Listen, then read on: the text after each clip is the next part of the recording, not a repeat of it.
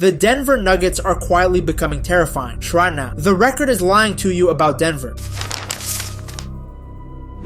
The Denver Nuggets have lost 10 games this season by 3 points or less. 10. That means 37% of their entire loss column came down to a single possession or less. Let that sit for a second. More than a third of every loss they have suffered this year was decided by the slimmest possible margin. And yet the narrative around this team has been inconsistency, underperformance, and quiet concern about whether they can actually compete when the playoffs arrive. The record has been telling one story all season. The actual evidence tells a completely different one. The real Denver Nuggets are only just starting to show up, and the rest of the Western Conference should probably be paying attention. How good Denver was before everything fell apart.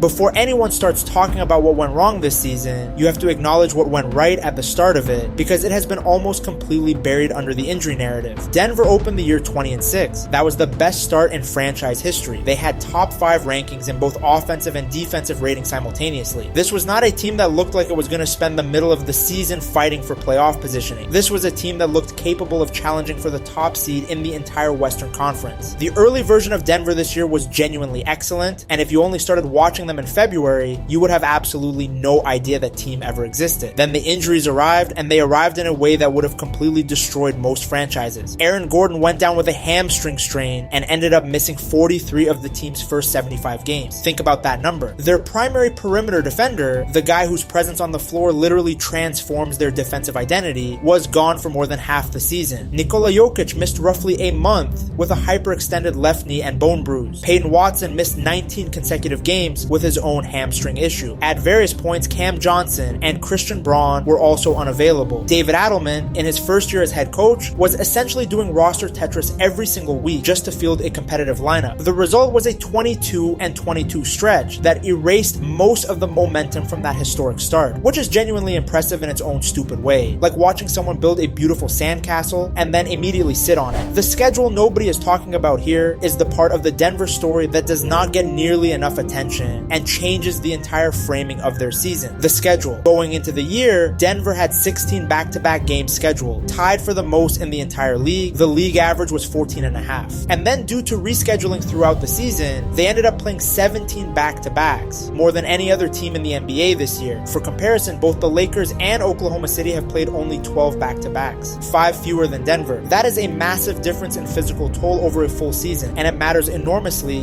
when you are already dealing with a rotation that keeps changing because someone new is hurt every other week. And here's what makes that number genuinely remarkable. With Jokić out for a month, Gordon missing the majority of the season, and Watson gone for nearly 6 weeks, Denver's record in those back-to-backs was 11-6. A shorthanded team with the most grueling back-to-back schedule in the league, still managing to win more than they lose in those situations. That is not a team that is falling apart. That is a team grinding through conditions that would have buried franchises with far less composure. So when someone says Denver had a disappointing season, you can politely remind them of everything that actually happened, which is the respectful version of what I actually want to say. The 10 close losses that changed everything. Now let's get into the close losses specifically, because this is where the real story lives. 10 games lost by 3 or fewer points. I want to focus on 2 of them in particular, because they tell you the most about what this team could have been with a slightly different bounce or slightly better health. March 9th against Oklahoma City, on the road against the number 1 seed in the Western Conference, the week before Denver's roster got fully healthy, still patching things together, they went to OKC and lost by 3 points, 1 possession. OKC by 3, Gordon the heave, no, and on a night that he ties Will against the best team in the conference away from home with a depleted lineup. Then March 14th against the Lakers, overtime, last second shot. Denver loses by 2. The player said afterwards that one felt like it slipped away. Jokić looking, finds Hardaway launches it up, and that's it.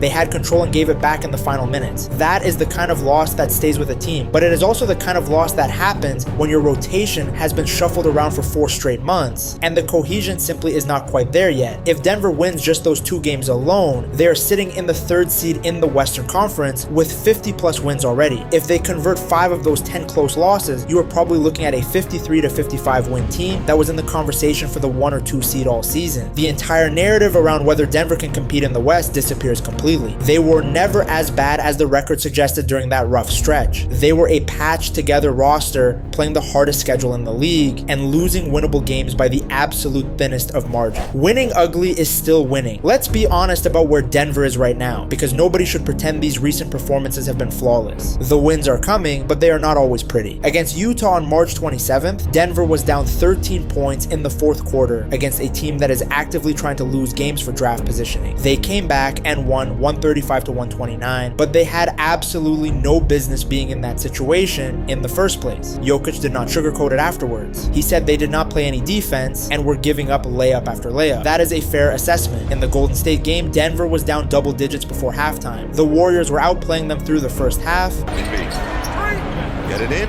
Porzingis is going to have to fire. And knocks down a three. And then the second half happened and Denver outscored them by 30 en route to a 116 to 93 win. That is an extraordinary second half performance. But let's not rewrite the whole game as a dominant display from tip-off. They needed a halftime reset to find the level that their talent says they should consistently be playing at. Any noob watching just the second half would think Denver is already a finished product. The full game tells a more complicated story. The defense still needs genuine work and consistent effort across all 48 minutes. That part is real and fair criticism. But here's the thing about winning ugly in March. It still builds habits. It still builds confidence. It still builds the kind of collective belief that you need when the playoffs arrive. And every possession suddenly costs 3 times as much as it did in the regular season. What Jokic has actually been doing lately. Now let's talk about what Jokic has been doing over this recent stretch, because it deserves significantly more attention than it has been getting. Over the last several games, he has been averaging 24.7 points, 15 rebounds, and 13.2 assists on 57.3% shooting from the field, including 4 triple-doubles in that span. That is not a player who is getting back to form. That is a player who is already back and operating at a level that the league basically has no answer for. Walk through the individual performances. March 24th in Phoenix on the road in a game Denver needed, 23 points, 17 rebounds, 17 assists. Scores tied with 11 seconds left. Jokic makes the floater. Denver wins 125 to 123. Rises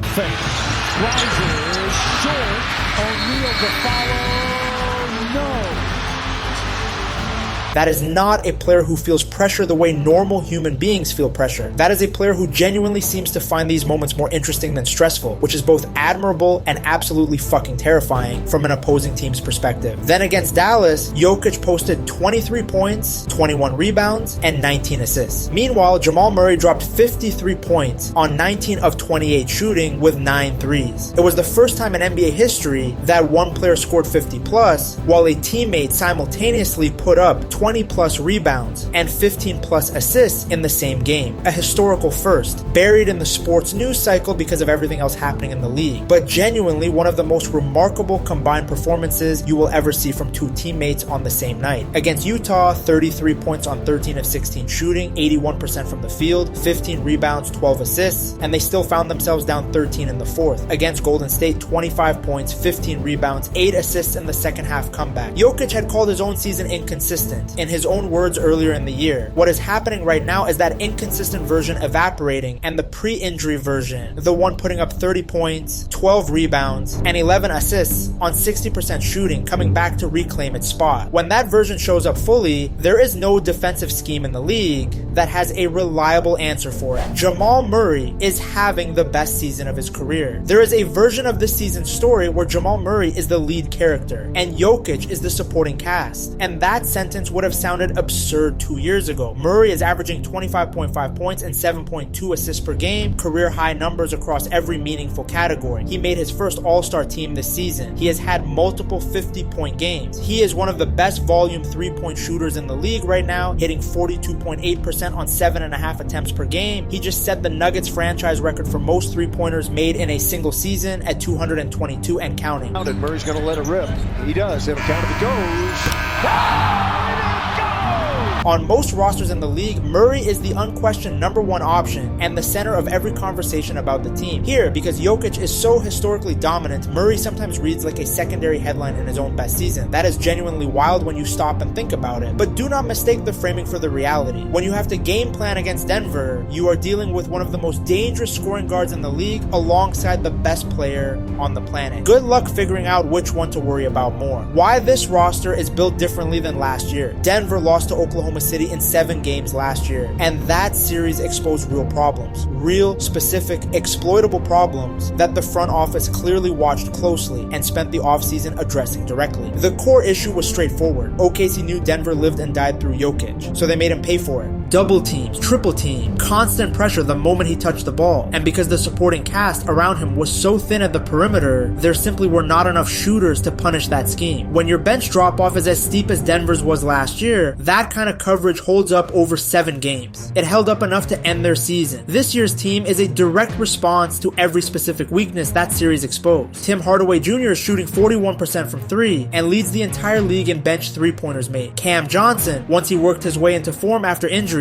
is shooting 42.7% from deep. Murray is a legitimate volume shooter from distance. For the first time since their championship run in 2020, Denver's 3-point rate is actually higher with Jokic on the floor than off it. The entire perimeter profile of this roster has been rebuilt, which means the scheme that beat them last year does not work anymore. You cannot load up on Jokic and ignore the shooter, because Hardaway and Murray will make you pay immediately. You cannot go under screens because Jokic will post you up, or find Gordon or Watson cutting to the basket. The double teams that neutralized him against OKC now become the mechanism that gets Denver wide open looks from 3. The entire tactical adjustment that ended their season last year has been completely addressed. They also have actual depth now. Watson has taken an offensive leap, Christian Braun provides two-way value, Jonas Valanciunas is a functional backup who can score and rebound in short bursts. Spencer Jones provides shooting and defensive effort off the bench. Hardaway as a genuine offensive weapon in the second unit. These are real rotation players, not just names filling out a roster. Denver pushed OKC to 7 games last year without any of this. The question the rest of the Western Conference should be sitting with is, what does a fully healthy version of this roster with real depth and real perimeter shooting do to a team that tries to run the same scheme against them again? The defense question and Aaron Gordon. The honest concern about this team right now is the defense, and it deserves a direct answer rather than being brushed aside. On the season, Denver ranks 21st in defensive rating. That is not a good number, and nobody should pretend otherwise. But here's the piece of context that completely changes how you read that number. With Aaron Gordon on the floor, Denver's defensive rating is 108.9. That would rank 2nd in the entire NBA. Without Gordon, it drops to 117.1, a 9-point swing